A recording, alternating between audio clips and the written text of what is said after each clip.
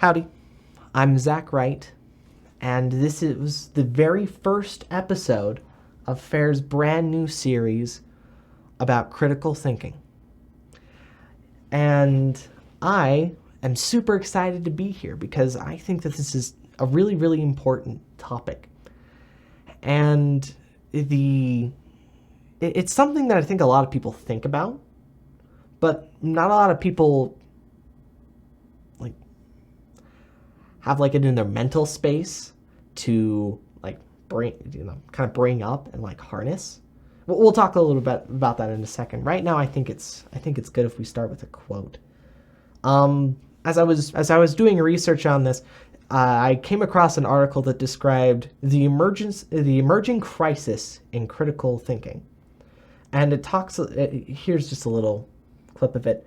There are emerging reports that although modern students are quite adept at memorizing and regurgitating facts presented in class or in reading materials, the ability to reason, think critically, and problem solve has actually been dramatically reduced in recent years. Just kind of talking about critical thinking skills in relation to the school system. It's interesting because I went to charter schools for most of my life, and while it seemed to be rather consistent that people would pay kind of lip service to this idea of critical thinking, I never really remember any of them actually sitting me down and saying, hey, critical thinking is X, Y, and Z. I'm not entirely sure why. I'd be lying if I can't read minds. I guess that's the best way to say it. But basically, it's something that while we consistently think about it, there's really not a lot of people, if really asked, could kind of dig down and explain what it is. And maybe it's just me, I don't know. But that's why we're here today. It wasn't until I was, maybe 18 where I really started to pick up on this and what it actually meant, because critical thinking at its core has far more to do with how we think about things instead of what it is we're actually thinking about. So for instance, if we wanted to look at Joseph Smith's life, you can think critically about Joseph Smith's life and the religious claims he made without having a degree in American religious history. And you can think critically about what the Bible teaches without having a degree in, Koine Greek. You don't need those things. They're helpful, but thinking critically is more about a process than it is exactly explaining what you're trying to do. Sorry, hold on. Critical thinking is far more about how you think than what you think about. That's the best way to put it. And Latter-day Saints really should care about this idea of critical thinking because it'll help other people. You'll be able to communicate more effectively. You can solve more problems, and it's just easier to parse through the information that's given to you. Well, maybe it's maybe not easier. It's simpler to do so. And that prompts a question. What does it mean to critically think? Well, let's explore that for a minute. What is critical thinking? One of the best statements I found while I was looking at this was us just making sure that we have good reasons for what we believe. That's pretty much it. More specifically, the University of Louisiana stated that critical thinking includes an ability to question, to acknowledge and test previously held assumptions, to recognize ambiguity, to examine, interpret, evaluate, reason, and reflect, to make informed judgments and decisions, and to clarify, articulate, and justify positions. Kind of a mouthful, but fair enough. Consider this, though. As I was reading that, did you think about how this list, or the items on that list, would apply at home, at school, work, church? Doing so is actually a really important aspect of critical thinking. But if you're like me, you probably didn't do that the first time around. And that's okay. Critical thinking doesn't come naturally to people any more than running a marathon comes naturally to people. It's a skill, right? And like with any skill, it comes with deliberate practice and experience, lots of it. If I've succeeded today, you will be able to practice these critical thinking skills more effectively than maybe you've done in the past. We won't be going over every aspect of critical thinking, but we'll be going over at least a couple of things. Specifically, we'll be talking about asking questions, evaluating worldviews, and at the end, I have another note that I'd like to add specifically about more of like a spiritual note. But let's start with asking effective questions. So an essential aspect of critical thinking is being able to ask important questions. And one pair of researchers noted that asking questions can stimulate the brain, open communication, or create an exchange of ideas, prompts discovery of what others actually know, obviously, and encourage listening, provide opportunity to acknowledge others' ideas, and lead to the process of discovery. President Dieter F. Uchtdorf said exactly that asking questions isn't a sign of weakness, it's a precursor to growth. And so with both secular and religious voices talking about the importance of asking questions, it's probably something we should take seriously. So what kind of questions should we be asking? Well, if we go back to what I said before about critical thinking having us having good reasons for believing what we believe, then maybe we can start with questions that kind of focus on that. A couple I wrote down here were, how does this source claim to be getting their information? How reliable is that method of getting information? Do other ways of getting information corroborate this specific source? Is what this source claims being overly distorted by bias, or positive or negative? And when was this source speaking or writing about the subject? All of those things are important aspects of figuring out exactly where we get this information from, and can provide insight as to the kind of information we're getting from the specific source. And so a case study for this, of how a critical thinker may approach a subject with good questions, may be helpful here. So consider how a critic of the church may bring up the idea that Joseph Smith manufactured a set of fake metal plates. That's something that gets passed around the internet relatively often now, at least in my experience. And they presented those plates as an ancient record of the Book of Mormon. Is that possible? Sure. But a critical thinker would be able to ask questions like, where did Joseph learn to make such plates? Who taught him to create the plates? Did anyone contemporary to his time mention his ability to make plates? Or what materials did Joseph use? Where did he obtain these materials? Where did he manufacture the plates? And when did he have time to make them? I could keep going, but I'm sure you guys get the idea. These are important questions to ask when dealing with historical sources. Those kinds of questions, because it's not necessarily an accusation against what they're saying. It has more to do with figuring out more about what they're trying to get at when they make that claim, because all those questions are kind of important when trying to analyze that specific claim. So anyone making the claim that Joseph was fabricating plates would need to answer these questions in order to make a more compelling case. So note also that asking these questions doesn't actually counter the argument itself. That's an important note to make, because they're not to be confused with arguments. We'll deal with logic and logical fallacies another day, but you can ask these questions as a means to the end of clarifying what other people say, so that you can then kind of make better and more informed decisions about what other people are saying. It's important to get the full story of what someone is actually saying if you really want to engage with serious discussion about these topics.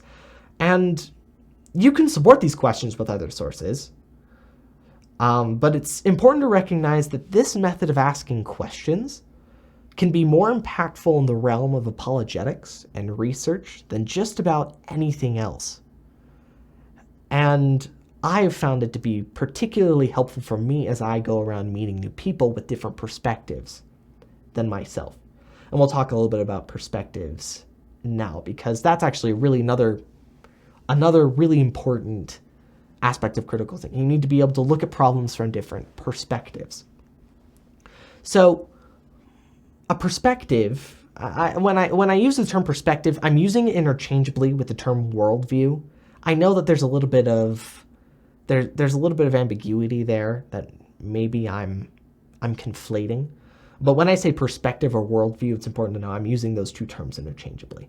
But essentially, a worldview is described as a set of values and assumptions about the world through which we interpret our experience.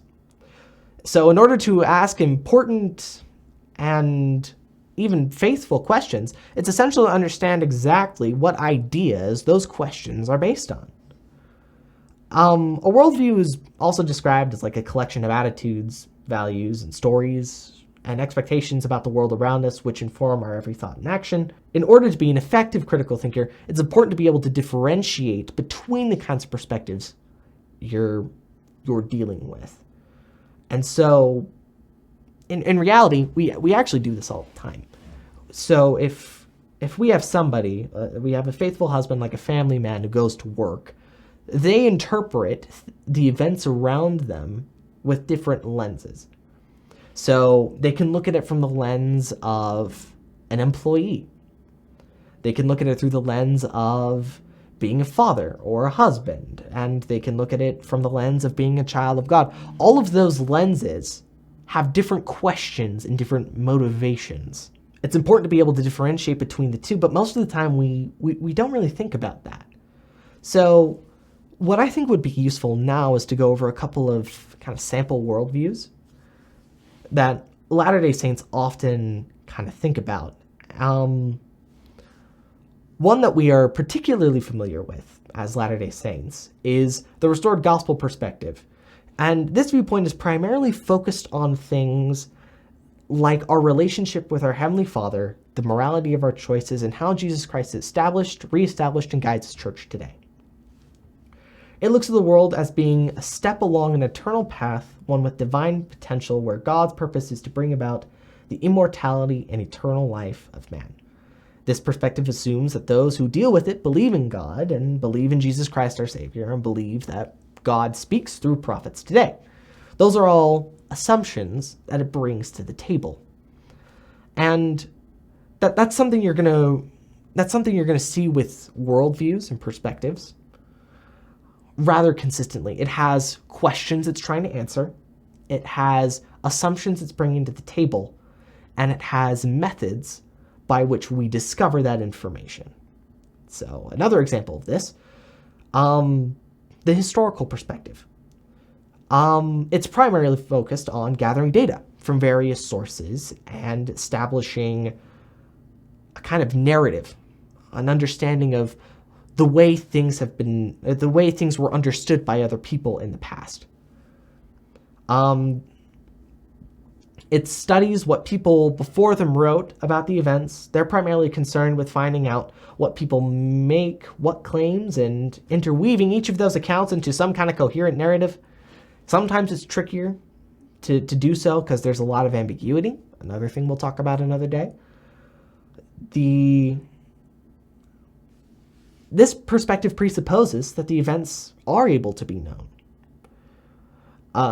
by the people who record them. And historians are also quick to know that there are gaps in the data that are irrecoverable as it stands right now. Even so, they're able to study documents as a means to the end of being able to describe with some degree of certainty something that happened in the past. So that's more of the historical perspective. Another one that we run into, especially often nowadays, is the scientific perspective. The scientific perspective traces its roots back to the Renaissance and even parts of like Greek philosophy, and it seeks to establish causality. It's trying to determine some kind of causal relationship that occurs in the world. Much can be said about the history and assumptions about the scientific worldview, and there's certainly not enough time to launch into the deep dive into that today. But I don't think it would be unfair to generalize it as being a way to as I said before, try to establish this causality. X leads to Y kind of a thing. In this perspective, scientists are concerned about how different things interact with each other, what causes different reactions, and what variables can be manipulated to bring about what result. And while the assumptions made by scientists can vary, it wouldn't be untrue to say that they assume that everything is a long string of cause-effect reactions. So a good example of this can actually be found in psychology. So psychology, they have this concept of the biopsychosocial model. And the biopsychosocial model it talks a little bit about this idea where we have our biology, which interacts and evokes or manipulates aspects of the world around us, and then that stuff interacts with our kind of psyche, our mind, and our mind is influenced by our biology. And all of these things just kind of like work together to kind of evoke or bring out certain attributes. And so while psychology is kind of a softer science, I hope you're able to see what I mean when I talk about science trying to establish some kind of causality and bring about some kind of deeper understanding about the world directly through observation. So we can even look at the perspective of this very article. I wrote this under the beliefs and assumptions that God exists, morality exists, humans have libertarian free will kind of a thing. There are a few assumptions here. We're trying to answer specific questions. And we have specific ways, or I'm trying to use a specific methodology explaining things in a way that makes sense to other people in a video format so that it can provide some kind of benefit to others. I'm playing a little fast and loose with terms there, I'm beginning to realize, but hopefully that helps kind of explain what's going on here. With those presuppositions in mind, I hope I've been able to show that every one of those perspectives, though, like the LES perspective, the historical perspective, and the scientific perspective, all can provide some kind of use in understanding reality as we understand it today. Practicing looking at things from a different perspective can help us become better critical thinkers, and while it may be challenging and often pushes us outside of our comfort zone, it is infinitely worth it. Every one of these perspectives, though, it's worth mentioning, can be taken outside of its realm, or it can be warped, leading to conclusions that are unhealthy, harmful, and not conducive to the moral life that I think most, if not all of us, are trying to build. This doesn't mean that there's something wrong with the worldview in of itself, any more than it would mean that a hammer has something wrong with it because it can't mow the lawn. But the purpose, assumptions, and answers each worldview provides are different. And I posit that each of these worldviews should be used to answer questions in its respective domain. Now, how does this relate to critical thinking? I mention this because critical thinking it includes this idea of being able to take data from a variety of different perspectives and string that data together to bring together two ideas, two different perspectives, and bring them together in a way that helps answer a specific question or solve a specific problem. And we as critical thinkers have to be able to do that because there's a lot of data out there and a lot of different people saying a lot of different things. Ignoring one or more perspectives in favor of another is what I usually refer to when I talk about bias. So, for example, when discussing controversial topics such as the relationship between members of the LGBTQ plus community and the church, it's important to understand what perspectives are at play and avoid bias in any format. So, for example, LDS critical thinkers should be careful not to ignore what role genetics might play in homosexuality, and members of the LGBTQ plus community should be careful to remember that the role that traditional families play in the afterlife from a very theological perspective. Allowing one perspective to cloud another will usually lead to contention and frustration and a lack of intellectual and spiritual engagement with all parties involved. Just not great. It doesn't help. So, to recap, a critical thinker needs to be aware of the perspectives that they're working with. They need to be able to identify the assumptions, the questions, and the methods that each worldview brings to the table. They need to be able to avoid bias, and they need to be able to string together data from a variety of different perspectives in a way that is able to answer questions. So that kind of leads to kind of an interesting part of this discussion here, because a critical thinker would be able to actively point out, in terms of the assumptions that I bring to the table about God, in terms of talking about whether or not we actually have free will, or whether morality exists, the critical thinker would be able to point out that I can't prove those things objectively exist.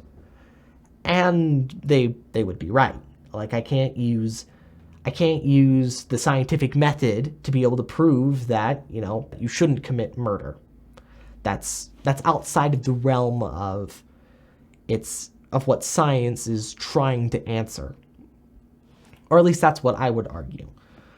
So that's exactly why I'm here, actually. It's to help kind of demonstrate this idea that there is more than one way to get information.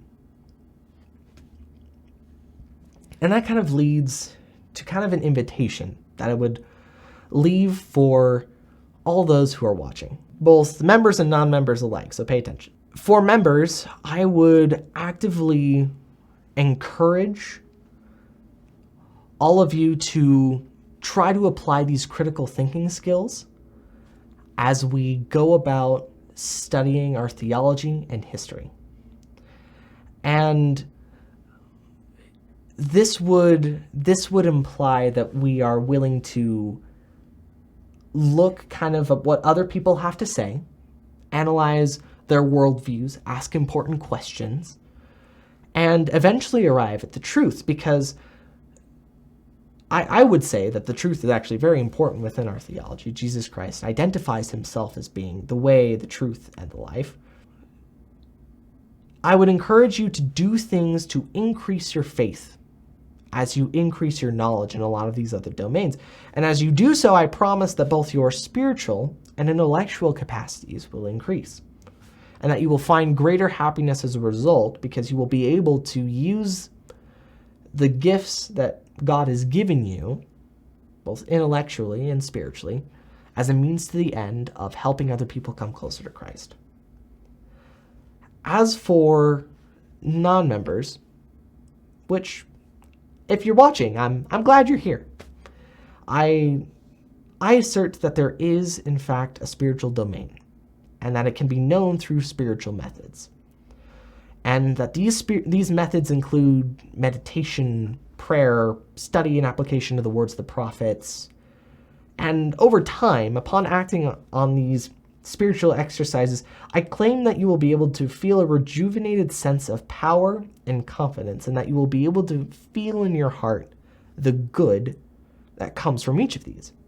And I testify that the spiritual perspective will not contradict truth that you understand now, but will help you ultimately find better ways to embrace it. And I invite you in this sense to seek God, believe in his Son, Jesus Christ, and I invite you to study the words of the prophets, both ancient and modern. And most importantly, I invite you to follow Jesus Christ's admonition to follow him. And hopefully, as both members and non-members go about acting on invitations like this, and others too, you'll take the skills that I've presented here about asking questions and examining things from a different lens to heart as you do it. And I also hope you don't dismiss this invitation offhand. I promise you that as you look over the collective history from a spiritual perspective of God allegedly working with people, you'll be able to see his hand in it. And that if you do have questions, you can come talk to the people at Fair. We're very friendly. Like if you talk to us, if you want to be able to learn more, please reach out to us. And we'd love to be able to see how we can help. So, in conclusion, we've talked about a lot today. We talked about being able to ask questions. We've talked about being able to evaluate perspectives, and I've mentioned somewhat the importance of being able to find a spiritual center and to act on specifically the spiritual perspective and what some of the results and that will occur when you do that. Now, I understand there's a little bit of irony in terms of me doing a critical thinking series, because in a hypothetical sense, you would take everything I just said and ask questions about it and evaluate what perspectives I'm bringing to the table and try to figure out if what I'm saying is worth it or not. I make no claim of omniscience here, and I'm not perfect. There will probably be things that I say that need to be corrected. But hopefully I've been able to demonstrate at least the value of being able to ask questions and evaluate perspectives, and hopefully I've been able to demonstrate or at least invite effectively for everyone to come closer to God. And hopefully it'll inspire you to, study LDS theology a little bit deeper and ask those questions that most people just don't have time to think about. I do think that these skills will bless lives. And I do think that as we strive to, critically think, we'll be able to feel God more closely. Because if there's one example from a spiritual perspective about what a good critical thinker looks like, I imagine it would be God. And if we're trying to become like him, it probably wouldn't hurt to try doing some of the things that he does in what limited capacity we can. And I look forward to being able to help pave the road to a far better future as a result. So I think that's mostly it of what I had to talk about today. I really appreciate the chance to be able to come talk to you. And I look forward to being able to talk more about aspects of critical thinking. We've got a lot in store. We're going to be talking about things like evaluating sources, logical fallacies, even kind of more nuanced ideas like presentism. And eventually we're going to get to the point where we can use some of these critical thinking skills and kind of like try them with some of the more controversial aspects of LDS theology and history. But in the meantime, I hope that you've been able to learn something. If you have any questions, please reach out to us. We would love to be able to figure out more about what some of the questions you have about critical thinking. And if there is something that we can do to help, let us know. Thank you so much for listening. I hope you have a fantastic day.